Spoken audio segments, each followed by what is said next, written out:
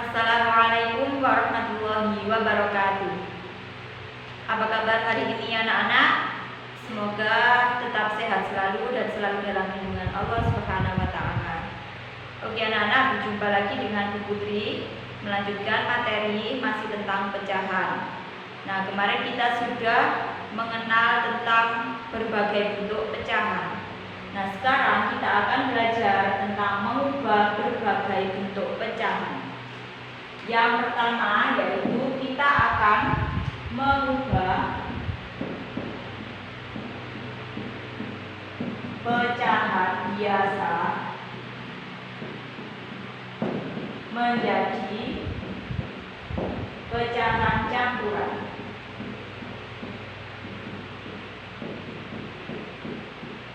Nah, sekarang untuk mengubah pecahan biasa menjadi pecahan campuran ini dengan syarat penyebutnya harus lebih besar daripada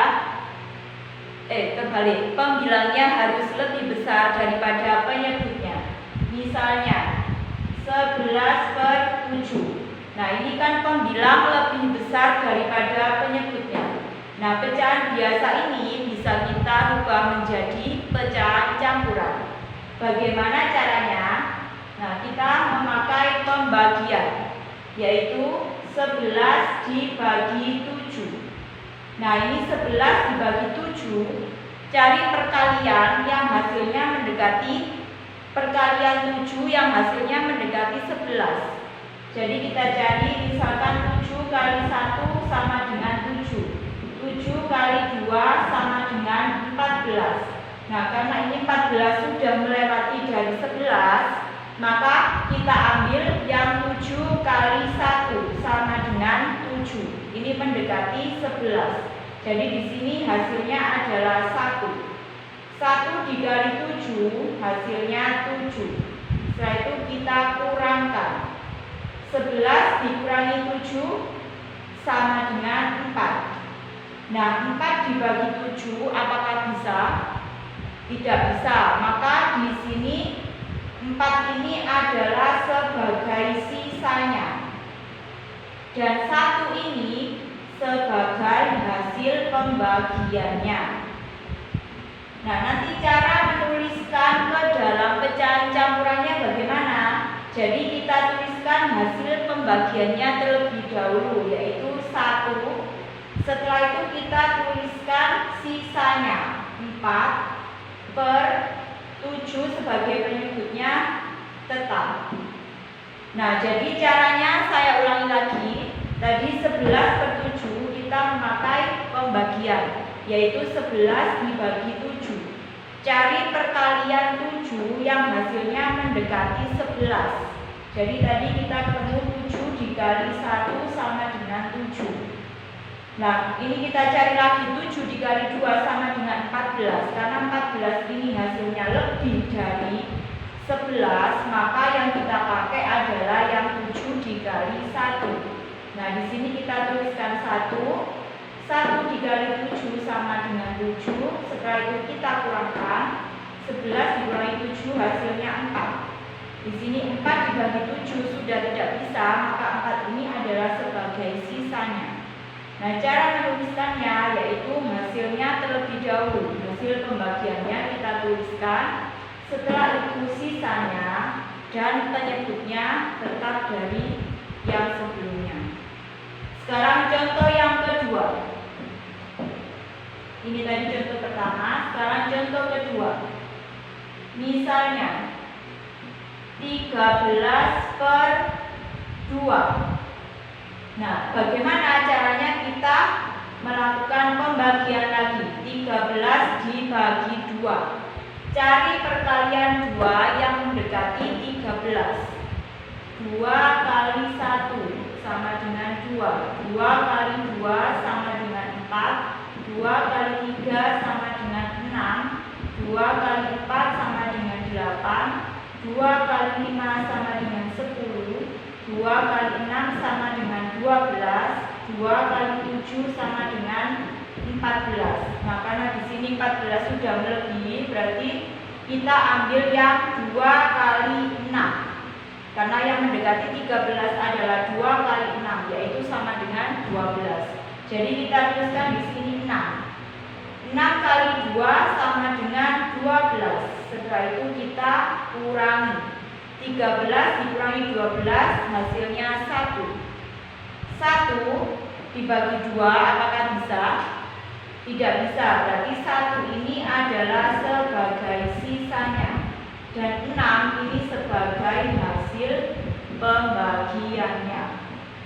Nah, tadi menuliskannya adalah dari hasil pembagiannya, yaitu 6, lalu sisanya 1, lalu penyebutnya tetap. Jadi 13/2 jika diubah menjadi pecahan campuran adalah 6/1/2. Untuk yang kedua sekarang.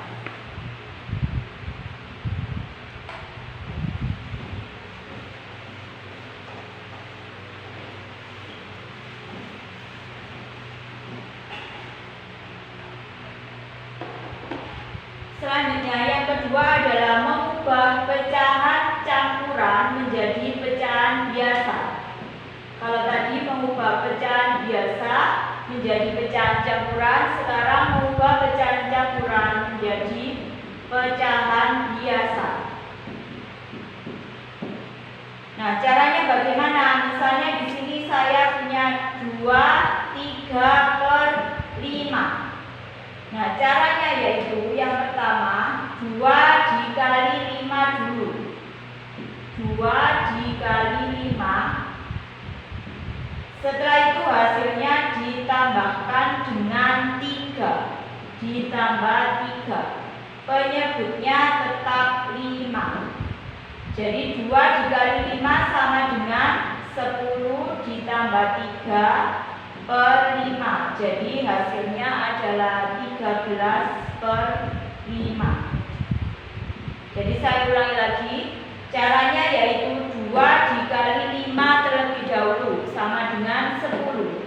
Setelah itu 10 ditambah dengan 3. Hasilnya adalah 13. Untuk penyebutnya tetap. Untuk contoh yang kedua. Misalnya ada 3/1/4. Nah, di sini caranya yang pertama 3 kita kalikan dulu dengan 4. 3 dikali 4, setelah itu ditambahkan dengan 1. Dan di sini penyebutnya tetap 4. 3 dikali 4 sama dengan 12 ditambah 1/4. 12 ditambah 1 adalah 13/4. Jadi saya ulang lagi, caranya 3 dikali 4 sama dengan 12. Setelah itu dijumlahkan dengan 1. Hasilnya adalah 13 dan di sini penyebutnya tetap 4. Oke, untuk yang selanjutnya, sekarang yang ketiga.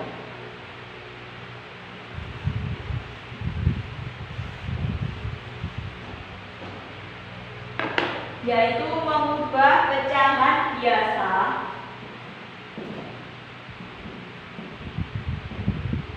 menjadi pecahan desimal. Nah, masih ingat kemarin ya, bentuk pecahan desimal yaitu ada komanya. Jadi misalkan di sini cara untuk mengubah pecahan biasa menjadi pecahan desimal yaitu kita bisa merubah penyebutnya menjadi per 10, per 100, per 1000 dan seterusnya. Misalnya di sini saya punya pecahan biasa 1/5. Nah, jika dijadikan desimal jadi berapa? Nah, caranya di sini kita rubah penyebutnya dengan penyebut per 10. Jadi 1/5 kita rubah nanti penyebutnya menjadi per 10. Nah, 5 ini dikali berapa? Hasilnya 10 dikalikan 2. Jika penyebutnya dikalikan 2, maka pembilangnya harus dikalikan dikalikan 2. Jadi 1 kali 2 sama dengan 2. Nah, dari 2/10 ini baru kita bisa menjadikan kepecahan desimal. Caranya yaitu jika penyebutnya adalah 10, berarti nanti ada satu angka di belakang koma. Jadi 2-nya ini kita tulis. Nah, karena ada satu angka di belakang koma, berarti komanya kita taruh di sini, depannya kita beri angka 0. Jadi 2/10 jika dijadikan desimal ini hasilnya 0,2. Saya ulangi lagi, dari pecahan 1/5 ini kita jadikan per 10. Jadi yaitu dikali 2. Jika penyebutnya dikali 2, maka pembilangnya juga dikali 2. Ditemukan hasilnya 2/10. Setelah itu baru kita jadikan pecahan desimal. Misalnya contoh lagi yang kedua, 2/4. Nah, di sini penyebutnya adalah 4. 4 apakah bisa dijadikan per 10? Tidak bisa. Berarti kalau tidak bisa, kita jadikan per 100. Nah, di sini 4 dikali berapa yang hasilnya adalah 100? Dikali 25. Jika penyebutnya dikali 25, berarti pembilangnya dikali 25. Jadi 2 dikali 25 adalah 50.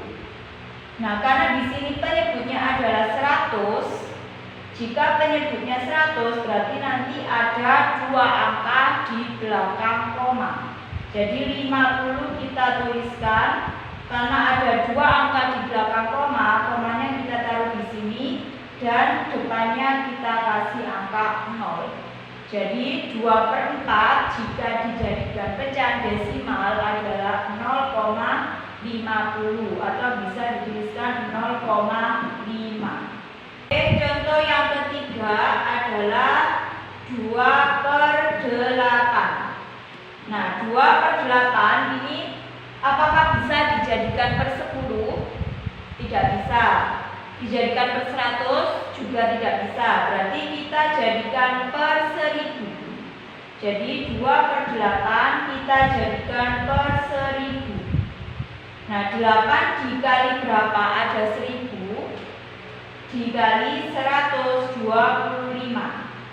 Berarti jika penyebutnya dikali 125, maka pembilangnya dikali 125. Nah, 2 dikali 125 hasilnya adalah 250. 250 per 10. Karena di sini per 10, maka nanti akan ada 3 angka di belakang koma. Jadi 250 kita tulis. Karena di sini nanti ada 3 angka di belakang koma, berarti di sini sudah 3, komanya kita taruh di sini dan depannya kita kasih angka 0.